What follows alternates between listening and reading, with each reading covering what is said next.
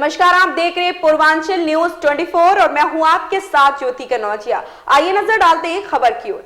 गोविंदपुर मटिया में किया गया डॉक्टर भीमराव अंबेडकर महासम्मेलन का आयोजन। गोविंदपुर मटिया अंबेडकर पार्क में डॉक्टर अंबेडकर महासम्मेलन का आयोजन किया गया, जिसका विषय बिंदु संविधान, प्रतिनिधित्व, आरक्षण एवं उसका संरक्षण तथा दायित्वों के विषय पर चर्चा की गई। कार्यक्रम के मुख्य अतिथि बुद्धमित्र मुसाफिर जी ने कहा, भारत के 80% दलित सामाजिक और आर्थिक तौर से अभिशप्त थे। उन्हें अभिशाप से मुक्ति दिलाना ही डॉक्टर अंबेडकर के जीवन का संकल्प था। जिसके बाद उन्होंने ऐसे संविधान का निर्माण किया जिसमें सभी वर्ग के लोगों का समान रूप से अधिकार प्राप्त हुआ। इस मौके पर बौद्ध कल्याणकारी महिला उत्थान ट्रस्ट के संस्थापक समाजसेवी राजकुमार मौर्य ने मुख्य अतिथि को फूलों का गुलदस्ता व राष्ट्रीय हिंदू भेंट कर सम्मानित किया।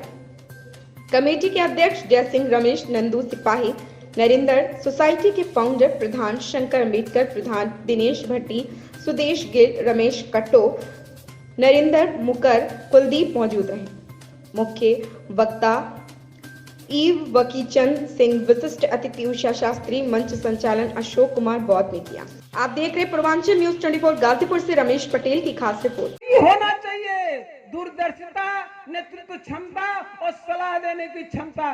ये गुण अनपढ़ से अनपढ़ व्यक्ति में दूरदर्शिता, सोच और समझ हो सकती है। इसीलिए बाबा साहब अम्बेडकर ने आपको कानून बनाने वाले विधायिका में पढ़ाई लिखाई की डिग्री का उल्लेख नहीं किया, क्योंकि ये सोच, ये दूरदर्शिता, ये नेतृत्व क्षमता और सलाह देने की क्षमता किसी में हो सकती है। इसलिए मेरे साथियों, आपको बुद्धिजीवी बनना है। अब दूसरा सवाल करेगा, बुद्धिजीवी आपने बता दिया कि दूरदर्शिता होना चाहिए, नेतृत्व क्षमता होना चाहिए और सलाह देने का भी क्षमता होना चाहिए। तो ये बताइए, ये गुण मेरे पास आएगा कैसे? ये ज्ञान कैसे होगा? ये तीनों चीज कैसे आएगी? तब मैं कहता हूं कि आएगी।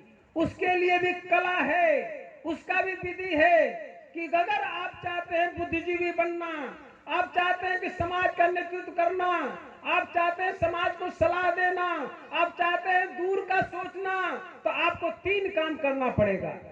अब देखने के लिए क्या होता है 3 कामों में? आप कैसे सीखेंगे? देखकर, आंख से देखिए, कान से सुनिए और इसको पढ़िए। देख करके, सुन करके और पढ़ करके। याद रखिएगा बात को आप लोग, कोई भी समाज का परिवर्तन ना चाहते हैं तो आपको तरीका अपनाना पड़ेगा। देख करके, सुन करके, पढ़ करके आपके समझदार हो सकते हैं। कौन कहता है कि हमारा माता बहन अनपढ़ है, ना समझ है? अगर वो ना समझ होती तो करवा चौथ रखती? मूर्ख है क्या? पागल है क्या?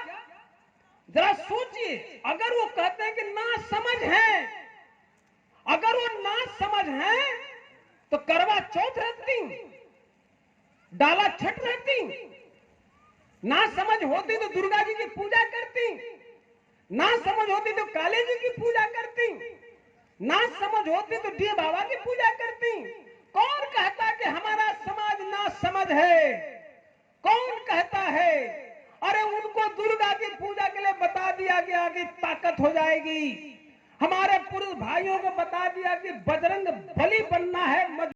इस खबर में बस इतना ही। बने रहे पूर्वांचल न्यूज 24 के साथ।